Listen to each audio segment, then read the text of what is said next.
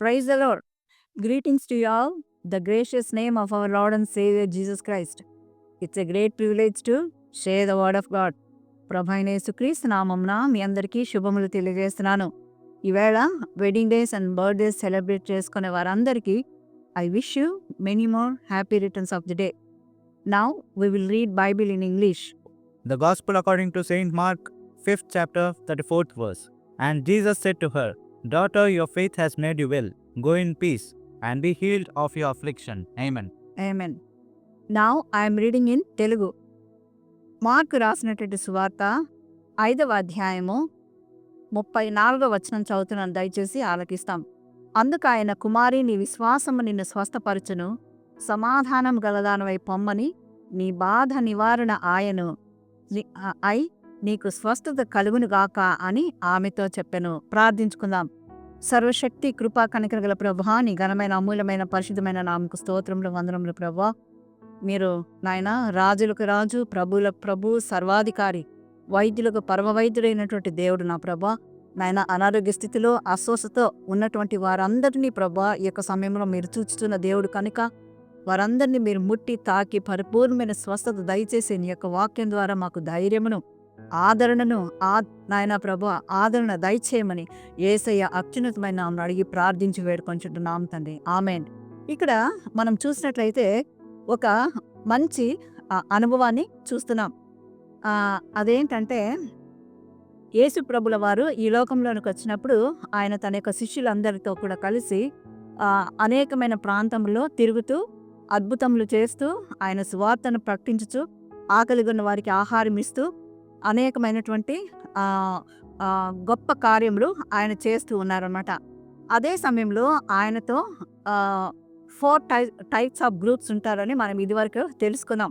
మొదటిది, ఆయన స్వస్థతపరిచిన వారు అందరూ కూడా థ్యాంక్స్ గివింగ్ హార్ట్తో, కృతజ్ఞతతో ఆయన చుట్టూ ఉంటారు. రెండవది, ఆకలిగొన్నవారు అనగా ఆయన నుంచి ఆహారము దొరుకుతుంది అన్నటువంటి ఉద్దేశంతో కొంతమంది ఆయన వెంబడిస్తూ ఉంటారు. మరి కొంతమంది స్వస్థత కొరకు ఆయన వెనకంబడి ఉంటారు. ఇంకొంతమంది ఆయన ఎప్పుడు తప్పు చేస్తాడా లేక తప్పు మాట్లాడతాడా ఆయనని పట్టుకోవాలి అన్నటువంటి దీంతో కూడా ఉంటారన్నమాట. ఈ రోజుల్లో కూడా ఇటువంటి మనుషుల్ని మనము చూడవచ్చు. అయితే ఆ రోజుల్లో యేసు ప్రభుల వారు ఆయన ఒక త్యాగశీలిగా తాను సొసైటీలో చెప్పాలంటే ప్రజల కొరకు ఆయన జీవించిన వ్యక్తిగా మనం చూస్తున్నాం. ఆయన చిన్నప్పుడైతే తన యొక్క చిన్న వయసులోనే తండ్రిని పోగొట్టుకున్నటువంటి వ్యక్తిగా కొన్ని బుక్స్ ఆధారంగా మనం చూడవచ్చు. అప్పటి నుంచి ఆయన కుటుంబాన్ని పోషణ కొరకై ఆయన కార్పెంటర్ వర్క్ చేసి ఎంతో తగ్గింపు జీవితంతో తన యొక్క ఇంటిని పోషిస్తూ తన యొక్క తల్లిని ఆదరిస్తూ ఉంటాడు.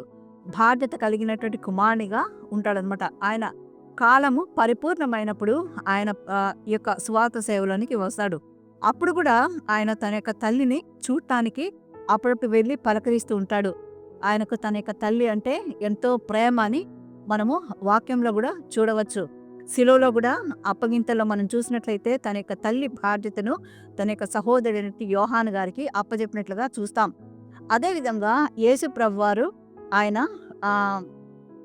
డౌన్ టు ఎర్త్ గా ఆయన తన్ను తాను తగ్గించుకున్నటువంటి మనిషిగా మనము చూస్తామన్నమాట. ఆయన నడిచినటువంటి మార్గంలోనే ఈరోజు మనమందరూ కూడా ప్రయాణించాలని ప్రభు మనల్ని కోరుచున్నాడు. ఆ యొక్క జన సమూహం కూడా ఆయన వెళ్ళే సమయంలో అనేక మంది ఆయన మీద పడుతూ ఉంటారు. అప్పుడు ఒక స్త్రీ తన యొక్క చుట్టుపక్కల ఉన్నటువంటి స్త్రీలు చెప్తారనమాట ఆ స్త్రీతో. ఆ యొక్క స్త్రీ ఆమె అనేకమైనటువంటి ధనాన్ని, తనకున్నటువంటి వ్యాధిని పోగొట్టుకోవడానికి ఆమె స్పెండ్ చేస్తుంది. తనకున్నదంతా కూడా ఆమె ఆ యొక్క వ్యాధి నివారణ కొరకు, రక్తస్రావం అనేటువంటి వ్యాధి నివారణ కొరకు ఆమె ధారపోస్తుంది.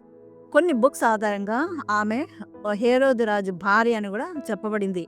అయితే ఆ యొక్క రాజు ఆ యొక్క వ్యాధి నయం కానందుకు ఆమెకు కొంచెం డబ్బు మూటగా ఇచ్చి దాన్ని నువ్వు తీసుకొని వెళ్ళిపో అన్నప్పుడు ఆమె వచ్చి ఆ డబ్బంతా కూడా వ్యయం చేసేస్తుంది.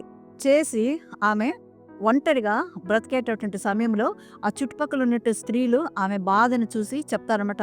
నజరేయుడైన యేసు అన్నటువంటి మనిషి కుమారుడు ఈ భూమి మీదకొచ్చి అనేక మందిని ముట్టుకుంటానే స్వస్థత కలుగుతూ ఉంది. నీవు ఆయన చూసినట్లయితే, ఆయన దర్శించినట్లయితే ఆయన నీకు స్వస్థత దయచేస్తాడని చుట్టుపక్కల ఉన్నటువంటి స్త్రీలు ఆమెతో చెప్పడం ఆమె వింటుంది. అప్పుడు ఆమె విశ్వాసంతో ప్రభువు ఆ దారిలో వెళ్తున్నాడు అన్నటువంటి విని ఆమె ఎవరికి చెప్పదనమాట. ఎందుకంటే ఆ రోజుల్లో కూడా ఇప్పుడైతే అటువంటి ఆచారాలు తక్కువ, కానీ ఆ రోజుల్లో స్త్రీ రక్తస్రావం సమయంలో ఆమెను చాలా దూరంగా పెట్టి, తర్వాత ఆమెని మనుషులు చాలా కొంచెం ఆమెకు కొన్ని రిస్ట్రిక్షన్స్ అన్ని పెట్టేటటువంటి వారు. కనుక ఈ విషయం ఆమెకు తెలిసింది. ఆమె అనుకుంటుంది, ప్రజలకు తెలిసినా ప్రభువుకు తెలిసినా బాగుండదు కాబట్టి నేను వేరే ఆధారం నాకు లేదు. ఎందుకంటే ఇది డాక్టర్స్ వల్ల బాగా అవ్వలేదు, నా డబ్బంతా అయిపోయింది, నాలో ఉన్న శక్తి అంతా పోయింది.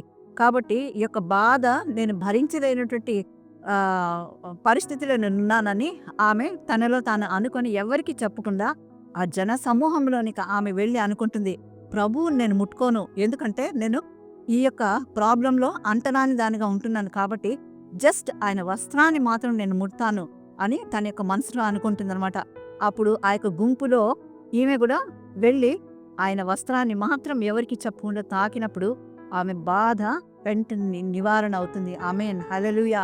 ఎందుకంటే దేవుడు ఆయన యొక్క పరిశుద్ధుడు, ఆ యొక్క ప్రభావము ఆమెలోనికి వెళ్ళి ఆమెను స్వస్థపరిచినట్లుగా వాక్యం మనకు సెలవిచ్చుతున్నది. అప్పుడు ప్రభువైనటువంటి క్రీస్తు అడుగుతాడు, మీలో ఎవరు నన్ను టచ్ చేశారన్నప్పుడు అక్కడ ఉన్నటువంటి శిష్యులు అంటారు, ప్రభువా తండోపతండములుగా అంటే అనేక మంది ప్రజలు నీ మీద పడుతున్నారు, ఎవరని మేము చెప్పగలము, ఎవరని మేము ఊహించగలము, ఎవరని మేము గుర్తించగలమన్నప్పుడు ప్రభు అంటాడు, ఆ విధంగా నన్ను టచ్ చేయడం కాదు, కానీ ఎవరో నన్ను టచ్ చేశారు, నాలో నుండి ప్రభావం బయట వెళ్ళిందని ఆయన అన్నప్పుడు అప్పుడు ఆమె అనుకుంటుంది అనమాట, ఇప్పుడు నేను బయటకు వచ్చి చెప్పాలి సాక్ష్యం అని. ప్రభువా ఆ స్త్రీని నేనే, ఆ వ్యక్తిని నేనే, నేను ఎన్నో సంవత్సరములుగా 12 సంవత్సరములుగా రక్తస్రావంతో బాధపడుచున్నాను. అయితే నా యొక్క బాధకు నివారణ లేకపోయింది, నా యొక్క వ్యాధికి మందు లేకపోయింది. కాబట్టి నేను ఆ యొక్క బాధను తట్టుకోలేక నీ యొక్క వస్త్రపు చెంగును మాత్రం ముట్టాను, నాలో బాధ నివారణ అయింది, నేను ఇప్పుడు ఐఎమ్ హీల్డ్ అని ఆమె చెప్తుంది అనమాట.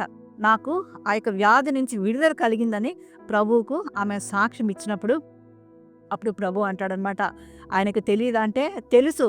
అయితే ఆ సాక్ష్యాన్ని దేవుడు ఆమె నోటి ద్వారా అనేక మందికి వినిపించి ప్రభు యొక్క ఘనతను లేక ప్రభు యొక్క గొప్పతనాన్ని లేక ప్రభు అనేక మందికి ఆయన కరుణామయుడిగా ఉన్నాడన్నటువంటి సాక్ష్యాన్ని ఆయన వినిపించాలన్న ఉద్దేశంతో ఆ స్త్రీతో చివరిగా మనము చదువుకున్న వాక్యంలో చూసినట్లయితే, అందుకు ఆయన, కుమారి నీ విశ్వాసము నిన్ను స్వస్థపరిచిన, సమాధానము గలదానవై పొమ్ము, నీ బాధ నివారణ అయి నీకు స్వస్థత కలుగునుగాక అని ఆమెతో చెప్పినప్పుడు ఆమె సంతోషంగా వెళ్ళినట్లు చూస్తున్నాం.